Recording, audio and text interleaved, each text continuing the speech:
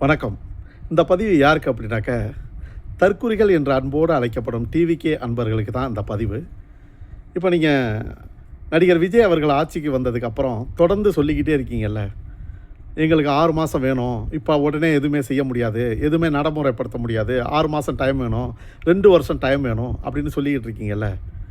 நீங்கள் 2 வருஷம் கழித்து பார்க்கையில் ஒரு வீட்லேயும் பெண் குழந்தையே இருக்காது. ஏன்னா பெண் குழந்தைகள் எல்லாம் கற்பழித்து பாலியல் துன்புறுத்தலை பண்ணி கொலை பண்ணிக்கிட்டு இருக்கீங்க. ஒரு காலத்தில் கள்ளிப்பால் கொடுத்து சிசு கொலைன்னு ஒன்று பண்ணிக்கிட்டு இருந்தாங்கல்ல, அதை நீங்கள் இப்போ காம கொடூரனா மாறி மிருகங்களாக மாறி அதிகபட்சமான டிவிக்கு அன்பர்கள் தான் மிருகங்கள் தான் இன்றைக்கி அதிக வழக்குகளில் சிக்கிக்கிட்டு இருக்கீங்க. போக்சோவிலலாம் பெண்களை சீன்றது, பெண் குழந்தைகளை கற்பழித்து கொள்வது, வயதான பாட்டிகளை ரோட்டில் நடமாட முடியுதில்ல, 70 வயசு 80 வயசு பாட்டிகளெல்லாம் கொள்றீங்க. அவ்வளோ மிருகத்தன்மையோடு இருந்திருக்கீங்க. அவ்வளோ டிவிக்கு உறுப்பினர்கள், கிளை செயலாளர்கள், இன்னும் சொல்லப்போனால் எம்எல்ஏ ரேஞ்சுக்கெல்லாம் இருக்காங்க. நினச்சாலே பதறுது மனசு. அப்போது ஒன்றே ஒன்று தான் உங்கள்கிட்ட திருப்பி கேட்குறோம். போலீஸ் துறையை உங்கள் அண்ணன் கையில் வச்சுருக்காரு, எந்த முதல்வராக இருந்தாலும். ஏன்னா சட்டம் ஒழுக்குன்றது ரொம்ப முக்கியம். அதனால் காவல்துறையை கையில் வச்சுக்குவாங்க. நீங்கள் உடனே சொல்கிறீங்க 6 மாதம் ஆகணும், 2 வருஷம் ஆகணும்னு சொல்கிறீங்கல்ல. கரூரில் அவருடைய அந்த 41 பேர் கொலை வழக்கில் விசாரிச்சுக்கிட்டு இருந்தாங்கல்ல, அந்த போலீஸ் எல்லாரையும் டோட்டலாக போலீஸ் டிபார்ட்மெண்ட்டில் உயர் அதிகாரிலேருந்து கீழே உள்ள அதிகாரிகள், போலீஸ் அதிகாரிகள் வர மாற்றினார்ல உங்கள் அண்ணன். அதுக்கெல்லாம் தேவைப்படல 2 வருஷம் 6 மாதம்லாம் தேவைப்படல. அதெல்லாம் அடுத்த செகண்டே பண்ணலாம்ல. கொஞ்சம் கூட சிந்திக்கவே மாட்டீங்களா சுய அறிவை கொண்டு?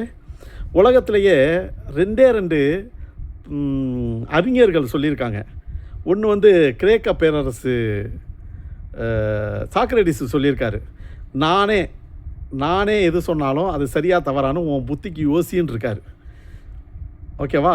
அதுக்கப்புறம் நம்ம இந்தியாவில் தமிழ்நாட்டில் தந்தை பெரியார் சொல்லியிருக்காரு, நானே சொன்னாலும் அது சரியா தவறா என்று உனது புத்திக்கு யோசி அப்படின்னு. உங்கள் புள்ள சொல்லிச்சு, உங்கள் பேரன் சொன்னான்னு ஓட்டு போட்டிங்க. ஏன்னா நீங்கள் யாருமே யோசிக்கலை. அந்த பிள்ளைக்கு என்ன அரசியல் அறிவு இருக்கும்? அந்த குழந்தைக்கு என்ன அரசியல் அறிவு இருக்கும்? விஜய் டான்ஸ் ஆடுவார், நல்லா பாட்டு பாடுவார், கழுத்தை இப்படி ஆட்டுவார் அப்படின்னோடனே சொன்னவொடனே போட்டுட்டீங்க. ஓகே, உங்களுக்கு மாற்றம் தேவைப்படுதுன்னு சொன்னீங்க, போட்டிங்க. இன்றைக்கி எல்லாம் நடுத்தரில் நிற்கிறீங்க, அது வேறு விஷயம். நம்ம அதை அப்புறம் பேசுவோம். இப்போ மெயினாக என்னென்னா, இப்போ சொல்கிறாங்கல்ல 6 மாதம் ஆகட்டும் 2 வருஷம் ஆகட்டும்னு. ஒன்றை புரிஞ்சுக்கங்க, எலெக்ஷன் அதாவது தேர்தலுடைய தேதி அறிவித்த உடனே முதல்வர் யாருமே இருக்க முடியாது.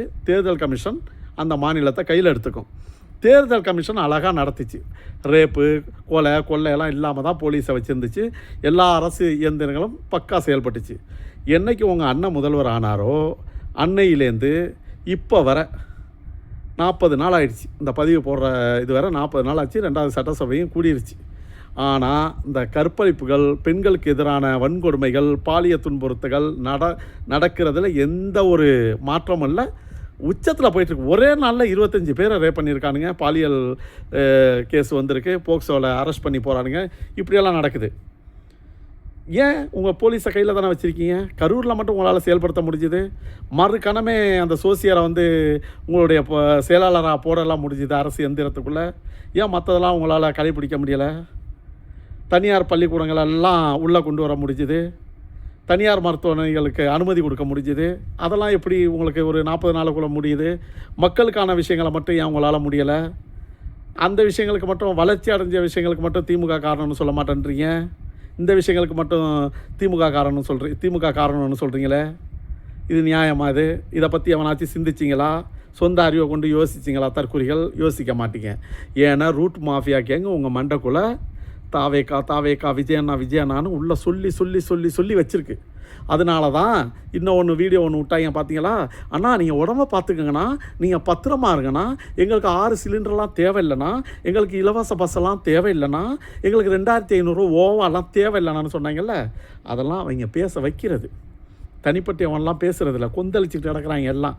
நிம்மதியாக தூங்க முடியலை, கரண்ட் இல்லை, பெண் குழந்தைகளை வெளியில் அனுப்ப முடியலைன்னு. சரி, இப்போ விஷயத்துக்கு வர்றேன். அதனால் 2 வருஷம்லாம் தேவைப்படாது. எம்ஜிஆர் காலத்தில் அண்ணா, எம்ஜிஆர், ஜெயலலிதா அம்மையார், எடப்பாடியார் அவர்கள், கலைஞர் அவர்கள், ஸ்டாலின் அவர்கள் எல்லாருமே ஆட்சியில் இருக்கிறப்போ, மாறி ஆட்சிக்கு வர்றப்போ காலையில் 5 மணிக்கு போகிற பஸ் 5 மணிக்கு தான் போகும்.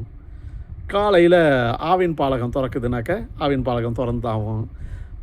கிராம ஆட்சியர் என்று சொல்லக்கூடிய விஓஓ எத்தனை மணிக்கு 9 மணிக்கு வர்றாருன்னா 9 மணிக்கு வருவார். மாவட்ட ஆட்சியர் அவருடைய ஆஃபீஸுக்கு எத்தனை மணிக்கு வர்றாரோ அத்தனை மணிக்கு வருவாங்க. மருத்துவமனை எத்தனை மணிக்கு திறக்கிறாங்களோ அத்தனை மணிக்கு திறப்பாங்க. மருத்துவர் எத்தனை மணிக்கு இருப்பாங்களோ வருவாங்க. அதே போல் எல்லா அரசு எந்திரங்களும் அது பாட்டுக்கு செயல்படும். ஆனால் ஆட்சிக்கு வந்த முதல்வர்கள் அந்தந்த அமைச்சர்கள், துறை சார்ந்த அமைச்சர்களை விட்டு அவங்க அதை மேம்படுத்துவாங்க. அடுத்து என்ன அதில் கொண்டு வரலாம், இப்போ இந்த கவர்மெண்ட் இதை பண்ணாமல் விட்டுருக்குன்னா நம்ம பண்ணலாம், இங்கே ஓட்டை இருக்குன்னா அதை அடைக்கலாம், இந்த மாதிரி நடக்குதுனாக்கா நடக்காமல் தவிர்க்கலாம், இதெல்லாம் பண்ணலாம். ஆனால் நீங்கள் வச்சுருக்க அமைச்சர் எல்லாம் மங்குனி அமைச்சர்கள். சட்டசபையில் கேள்வி கேட்டதுக்கு ஏன் பதில் சொல்லணும்னு கேட்டால், நாங்கள் குளத்தூரில் பேசுகிறோம்ல, அதனால் உங்களுக்கு என்ன பதில் கிடச்சிது இல்லை. ஏயா இதெல்லாம் ஒரு பதிலாயா? காமெடியாக இல்லை? குளத்தூரில் மக்கள்லாம் முட்டாள்லாம் இல்லை. குளத்தூரில் இவிஎம் பிஜேபியுடைய அனுதாபம், காணிக்கை, அவங்களுடைய அசைன்மெண்ட்டுகள் உங்களை ஜெயிக்க வச்சுது. மக்கள் ஒன்றும் தமிழ்நாட்டு மக்கள் முட்டாள் இல்லை, குளத்தூர் மக்களும் முட்டாள் இல்லை.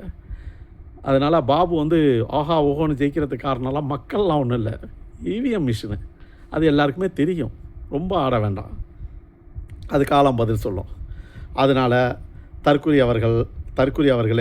தற்குறிகள் எல்லாருக்கும் சொல்கிறேன், அரசு எந்திரத்தை செயல்படுறதுக்கெல்லாம் 8 மாதம்லாம் தேவைப்படாது. திரும்ப சொல்கிறதான், எல்லா அரசு எந்திரமும் இயங்கிக்கிட்டே தான் இருக்கும். அதை செயல்படுத்துறதுக்கான ஆளுமை வேணும், தெம்பு வேணும், திராணி வேணும், நெஞ்சுரம் வேணும். அது இருந்தால் மட்டும்தான் செயல்படுத்த முடியும். அதுக்கு அரசியல் ஞானம் வேணும். சும்மா பஞ்சு டேலாக்கு பேப்பரில் பார்த்துட்டு படித்தாலாம் பத்தாது. அது படம், அது நிழல், இது நிஜம். சரியா? நீங்கள் மாட்டிக்கிட்டீங்க, கண்டிப்பாக 5 வருஷம் அனுபவித்து தான் ஆகணும். அனுபவிங்க. ஆனால் என்னென்னா, ஓட்டு போடாத நாங்களும் அனுபவிக்கிறோம்ல, அதான். ஆனால் எங்களுடைய கண்ணீர் இருக்குல்ல, அதுக்கான பதில் சொல்லும். அதனால் தற்கூரிகள் கொஞ்சமாச்சு சிந்திங்க. உடனே 6 மாதம் 8 மாதம் 2 வருஷம் இதெல்லாம் இல்லை, செயல்படுத்த தெரியலை உங்களுக்கு. அதனால் கண்ணாப்பின்னான்னு நடக்குது. பாய். விதி வலியது, கர்மா இஸ் பூமராங். நன்றி.